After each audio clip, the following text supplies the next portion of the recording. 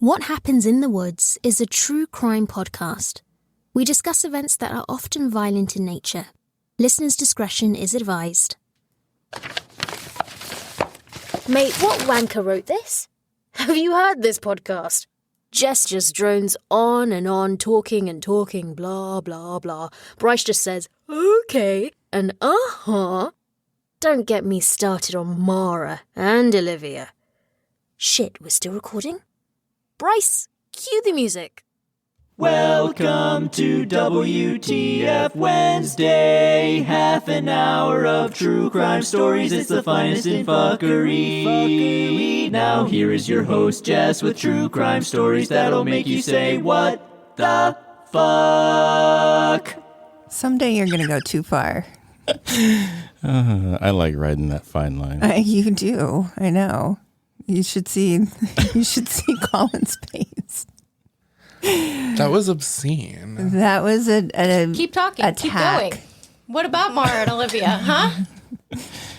Jesus Christ. I feel attacked.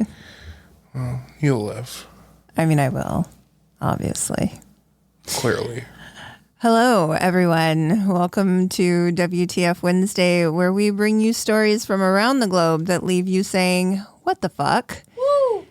Thank you for joining us for the second of 6 episodes in our 4th What the Fuck season, or as I like to call it, the episodes where Bryce gets to find every obnoxiously hilarious soundbite to use in a 30-minute time period. Yeah. Yeah. That is very accurate description of what happens here. Yes. So we have a couple people with us. We have everyone's favorite, Olivia. Woo! Oh, God. Oh, you're not going to play the whole thing? Oh, okay. That was that. Yes. I mean, it gets better from there, but okay. And also with us, we have Colin. Try me, bitch. Yeah, Right. basically. Right. Basically. Yeah. Fuck around, find out. Fuck around and find out. So last week we kicked off the current What the Fuck season with stories on 2 men who thought dismantling a cedar bridge to sell for black market roofing shingles would supplement their income, the selling of fake COVID vaccination cards in Colorado, and the fake abduction of Sherry Panini. No, what's her name? Papini. Yeah. Panini. Panini. Sorry. Panini That was Press? bad. Papini. Sadly, there was no Florida fuckery included in that one, but I've got the Florida fuckery today. Hell yeah. Yeah, because I know that's what everybody wants. Let's go. I have to say that my week and a half in Jacksonville was quite interesting. It was during COVID, no less. Yeah. Yeah. There was that pregnant lady who was smoking a cigarette. Yeah. I mean, I don't know. I don't know what to say about that. Yeah, Yes. it's a thing and it happened. It was obscene. Yeah. All right, are we ready? Yes. We're ready.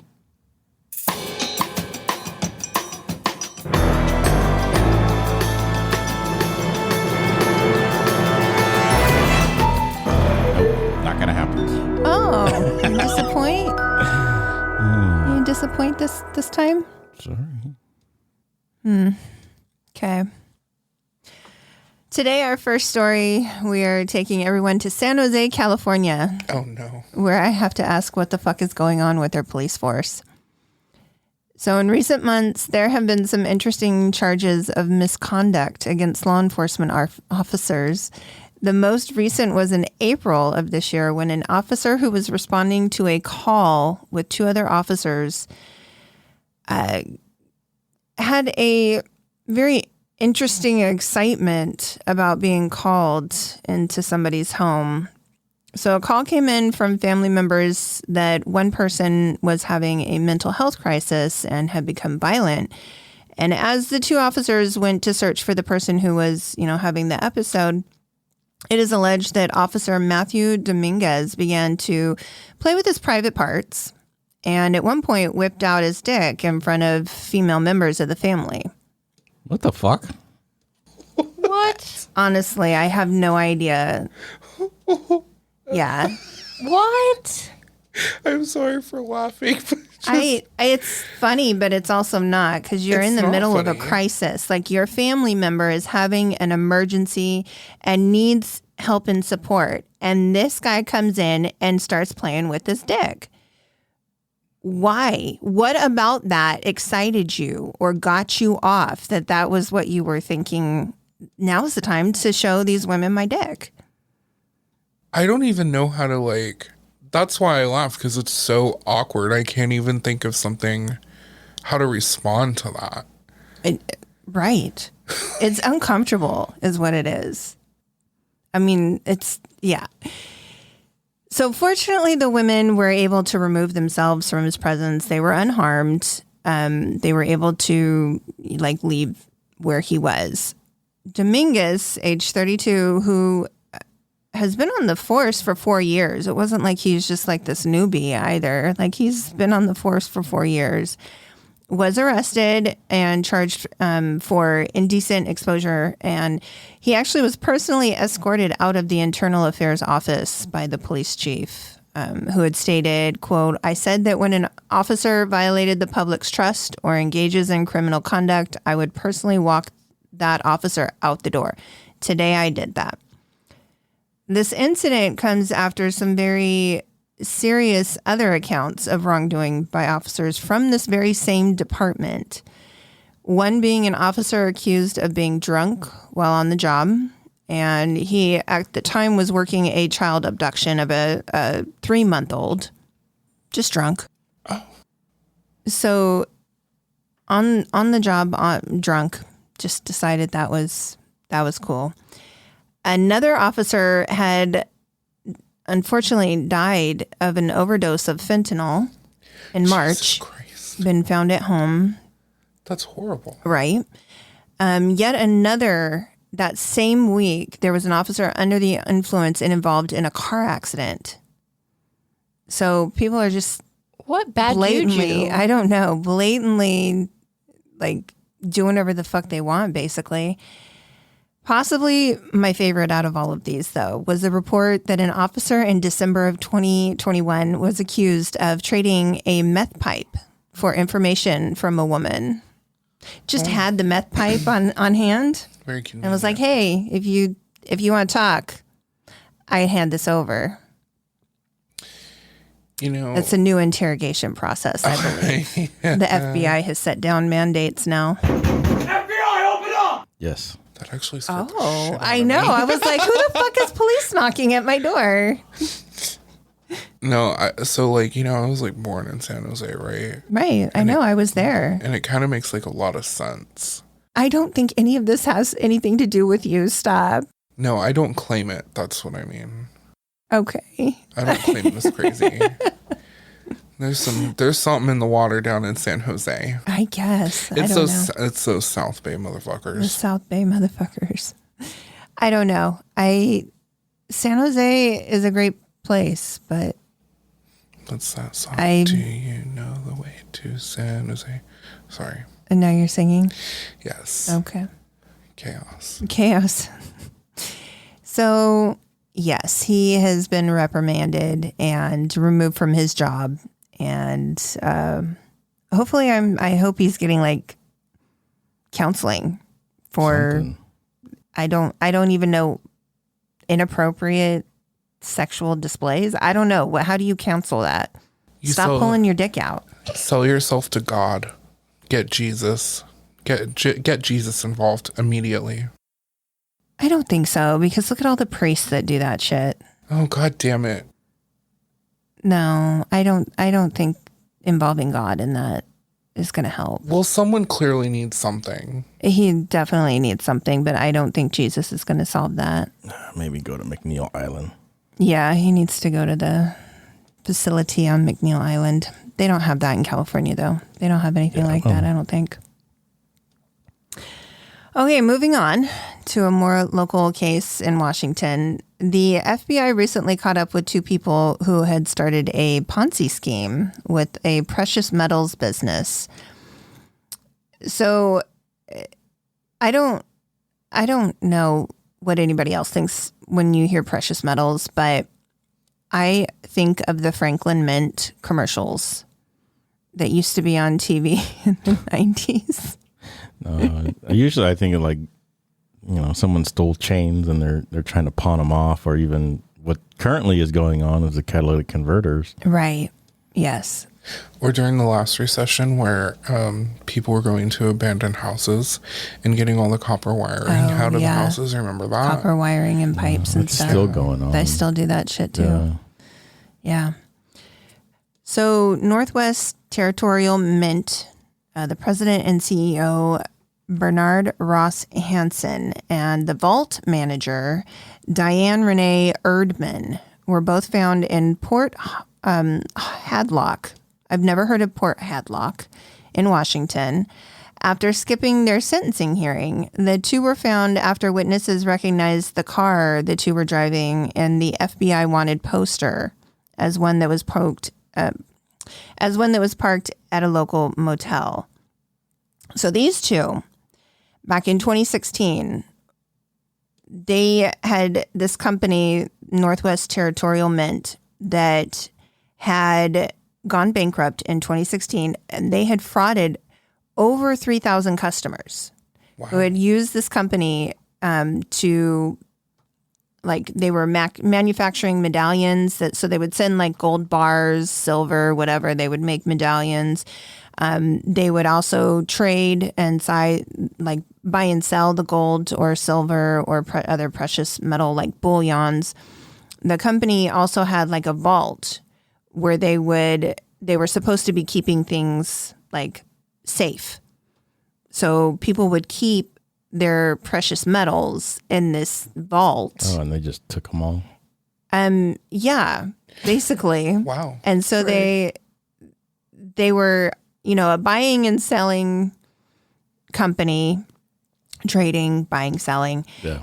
And instead of sending, so say somebody bought something at auction, instead of sending them what they bought, they kept the money and they would use that money to get something else, and they would not send the person what they had bought. How did they not get complaints sooner? Right. Exactly. So they bankrupted their company in 2016. They had over 2,500 people who never got what they had bought from them. And they finally had their hearing, which they were convicted. They were charged. They were convicted. They finally had their sentencing hearing this year. And instead of going to that sentencing hearing, they decided to pack up their car and drive to Port Hadlock from Auburn, Washington, to to just sit and do a vacation in this motel. Probably thought it was going to lay low until everything had to go away. Right, because the FBI wasn't going to come after them in any way, shape, or form. They were just going to go sit in this motel. I mean, if you're going to go escape the law, at least leave the country. Right. At least try. Go to Canada. I mean, go to Idaho. Nobody's paying attention to you in Idaho. Right. Right. You could hide out. Right. In the potato farms. So they had defrauded people in the amount of $25 million. Oh. Wow. So this wasn't just, a small little thing. $25 million, that's a lot.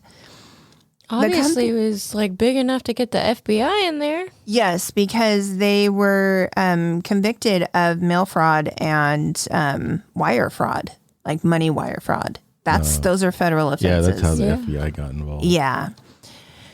Once you start crossing state lines, the feds get involved. Yep.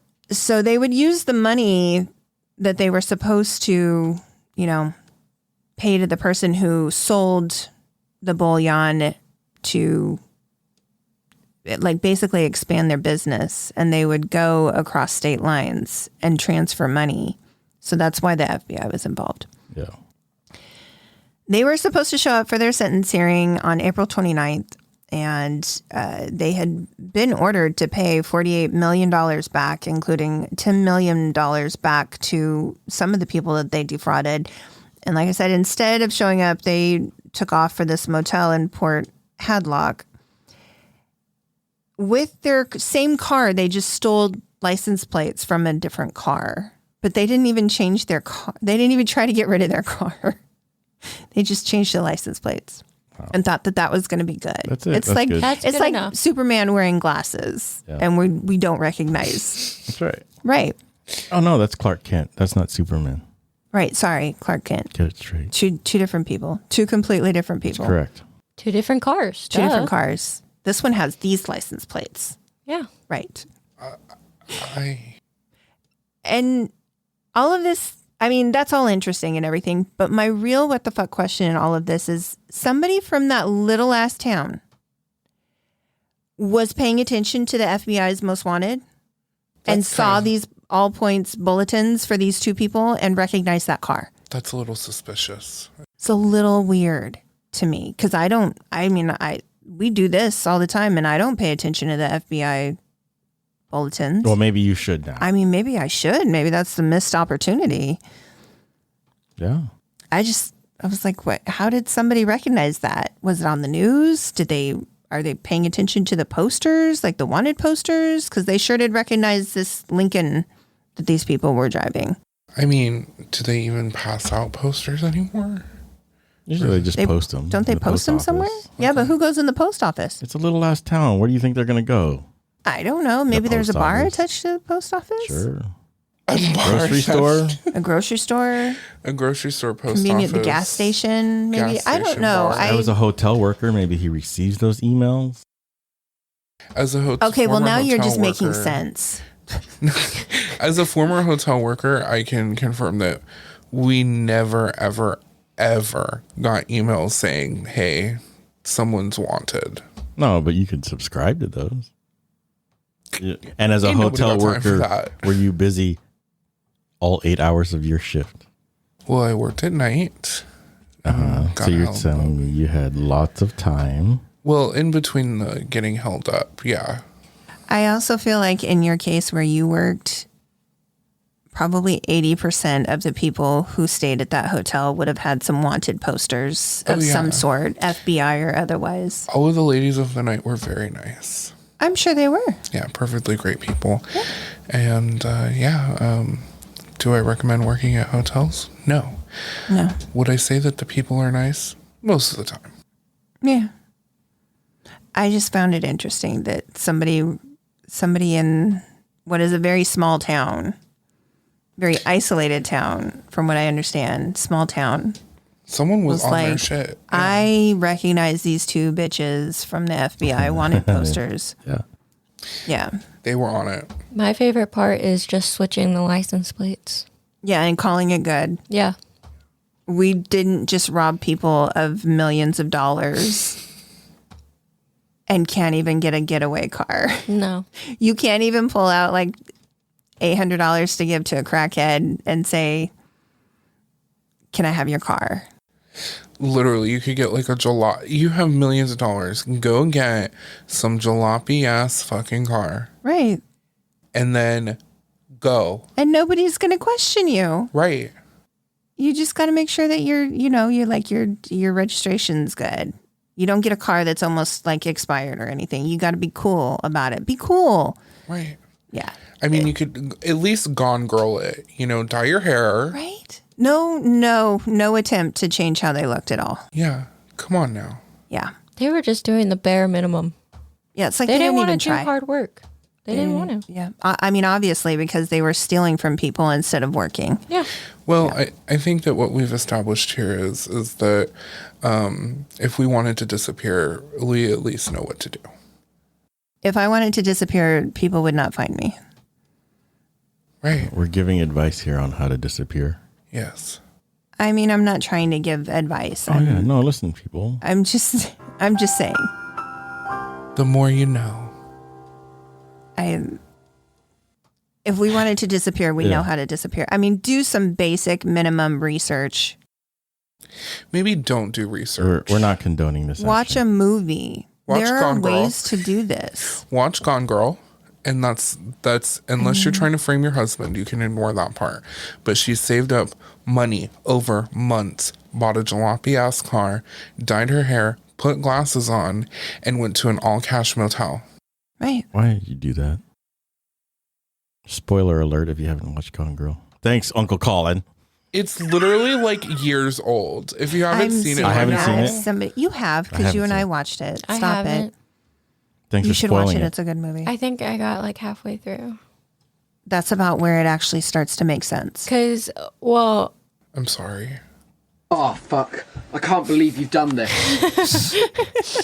because there was like, there was someone on TikTok saying how Amber Heard's story was really close to the Gone Girl story, minus the husband murder. So I wanted to watch it, and I only got halfway through, and then I like paused it and I fell asleep. I don't know. I'd have to rewatch it. I don't know how that's connected. But Just the way that she acts. They're saying that like she acts really close to how the girl does in Gone Girl. Oh, okay. Yeah. Like the psychological aspect of it. Yeah, not necessarily like she did everything she did in the movie, but they were saying like the way that she acted was pretty close. I don't think Amber Heard could disappear if she wanted to. No. Well, anyway. She likes the attention too much. Yeah. There's no way. Yeah. Psychopath. I can't wait to blend in.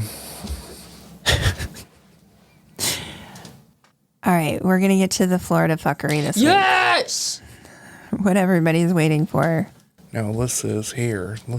This is about Florida. This is about Florida. All right. In February of this year, Darren Durant was out shopping at his local True Value hardware store, as you do on a Wednesday afternoon. Oh, yeah. And he decided that he had this burning desire, this need for a crossbow. Oh, no. Yeah. As he fucking needed it. Yeah. He just, that's Totally as agree. you do. Yes. And he just, it was $1,300. So instead of purchasing this crossbow, he was just going to take it. Oh. Right. Right. The man in question can be seen in surveillance video shoving the crossbow down his stretchy sweatpants. He was wearing stretchy pants. Yeah. 100% you could do that. But he came prepared. He was prepared, as he was using a single crutch to disguise why he was walking oddly around the store. Oh. He knew. He knew. I'm going to shove this in my pants and I'm going to walk around weird because I can't shuffle. I can't like disturb the crossbow. It'll show. So I got to shuffle. So he had a crutch. Okay. Talk about being prepared and having a disguise. Yeah. Sure. Right. So what's laughable is that it worked. Oh, my God. He was able to leave that store with no one the wiser until the surveillance was reviewed over 2 weeks later. A few moments later. Hey, we're missing a crossbow. Where'd it go? $1,300 just gone. Like that. Right. Oh God, I know what I'm being for Halloween. The man with the crossbow. The man with the crossbow in his my pants? pants and a crutch. I'm gonna shuffle all across town and see if anyone knows I have a crossbow. Okay. All right, That's an interesting choice. I'm doing it. Everybody get prepared. We'll have photos. That's going to be interesting. Okay. Maybe you could do that at the True Crime Fest. Walk in that way. Walk in. I don't know. They may have See metal if- detectors there. You know, the most paranoid people in the world, and you're going to tell me to try to bring a crossbow in? Emotional damage. No, I'm not doing that. Well, you could make it, you could like cut it out of cardboard or something. Yeah. What? How do you Just cut make a the shape. crossbow out of... Just make the shape of like the curve. You make it thick. Just make the shape of it. Yeah. Why? It doesn't have to be a I see real what- crossbow. I see what you're saying. Yeah. I'm picking up what you're dropping. And as soon as I get to the door, What the hell is going on here? nothing. It's not cardboard to shape like a crossbow. Okay. Maybe you could just make a cardboard crossbow. I'm picturing your dad like sculpting out of styrofoam a crossbow and like painting it, like spray painting do it I could do it. as a prop. There you go. I'll do it. And who's going to remember way back when we, dropped this episode in June of a What the Fuck, where we talked about a man in Florida with a crossbow I'll in remember. his pants. What prize are they going to get if somebody recognizes what's happening? A high five. I don't know. As we get closer. A shot of whiskey and a firm handshake. So, yes, he got away with this 2 weeks later. However, the surveillance was reviewed and a warrant was placed out on 46-year-old Durant, and he was eventually arrested for theft. Oh. Apparently, though, this is not his first felony theft offense, so he really had high hopes this time that it was going to work out in his favor, but it was not meant to be. It was not meant to be. That crossbow was not meant to be his. I just kind of wonder, what were you going to do with this crossbow, sir? What were your intentions? What? Gator hunting? I was just about to say that. Which is a very real thing. I mean... Too late, Uncle Colin. Bryce? I know where you sleep. All right. Our last story today is from out of Vegas. Ooh. And this randomly popped up in my Google feed about global warming, and it very quickly changed into something else. Oh. So NBC News reported recently that due to global warming and water levels in the Colorado River Reservoir, just 30 minutes from the Las Vegas Strip, not one, but 2 sets of human remains had recently been found. Oh, shit. I heard about that. I did hear about that. I did not. Yeah, so after the water level had dropped so far, a rusted barrel that was stuck in the mud was found to have remains of a man from, they're estimating, like the 70s or 80s. Damn. Yeah. He was found to have been shot. Maffia. Yeah. Oh, yeah, definitely. And before authorities could even wrap their heads around that discovery, another similar barrel was found along the new shoreline. This time that was empty. However, days later, 2 women who were paddleboarding about 9 miles away from where the barrels had been found came across human remains. And at the time of the article I read, it wasn't like immediately certain if the second remains showed signs of foul play, but I mean, Just it looks have like a body duck. show up. Right. Looks like a duck, walks like a duck. It's usually a tortoise. Sure. Is that the saying? Is that how that goes? I've been saying it wrong this whole time. That's how my Filipino grandma put it. Yeah. I'm sure. Good try, though. Good try. Okay, sorry. So, as you can imagine, this brought about a huge concern from many different areas about, what else or who else might be found in the bodies of water that surround Las Vegas. And there are many people who want, what happened in Vegas to stay in Vegas. Yeah. For good reason. And I think we should leave that alone because nobody wants to die. Sometimes it's just, it's been handled. Right. It's done. And no good is going to come of nosing around. Literally do not open that can. I found it hilarious that one lawyer mentioned his clients were deeply concerned with, quote, climate control. So they're basically throwing money at like saving the environment because they don't want more barrels to be found in like Lake Mead or something. Thank God for the fucking mafia. Right? The mobsters have got this shit That's the only thing I took away from this story was that there was something good that came out of global warming. Exactly. See? Right. And now we all know. And knowing is half the battle. You're welcome. You're welcome, everybody. G.I. Joe? Yeah. I don't know what G.I. Joe has to do with the mafia. Listen. Now we know. And now we know. Yeah.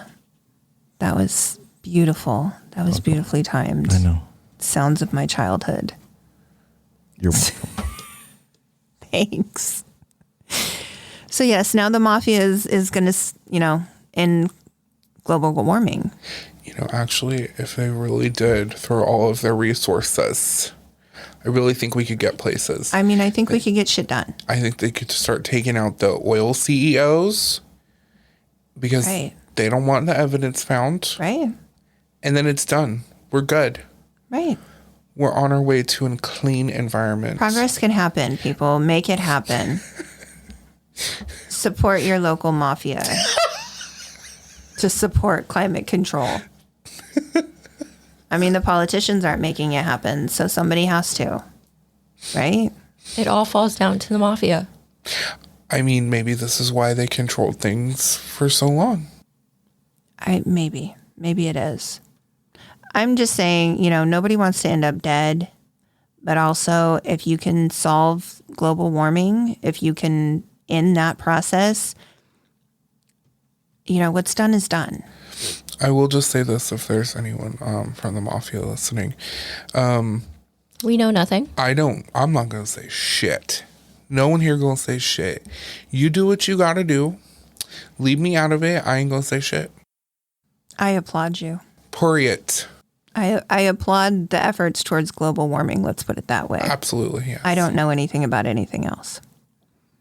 And I don't want to know. All I know is you donated money to global warming. And that's it. That's all I know.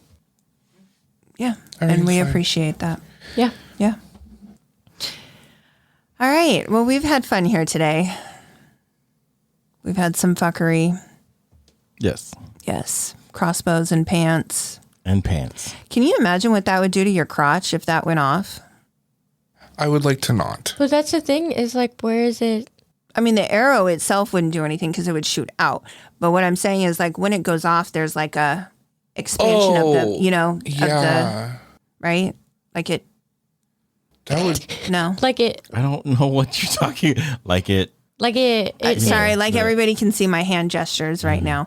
No, because doesn't the crossbow itself expand in some way when something triggers? Mm-hmm. You pull back on the crossbow and you hit a trigger and then it releases. Yeah. Right. So something moves. Can you imagine if that whacked you? Sure. Why would you want to though? I wouldn't want to. I don't know. It would still hurt me, but it wouldn't hurt me like it would hurt a guy with those parts. That would really fuck up your taint. Right. And everything else. I'm just saying that was a thought. It was a thought. How dangerous that actually was. It's all fun and games until a crossbow goes off in your pants. That's right. We should put that on a t-shirt. That could be a t-shirt. Add it to the list. I like it. Add it to the list. It's all fun and games until the crossbow hurts your taint. I am out of it today. All right. Well, thank you as always for tuning in to our WTF Wednesday series and joining us for this episode. Please send some suggestions our way of any what the fuck stories you hear of. Doesn't have to be crime related. We just want to hear some what the fuck stories. Thanks, guys. Till we see you next time. Stay safe and stay out of the woods.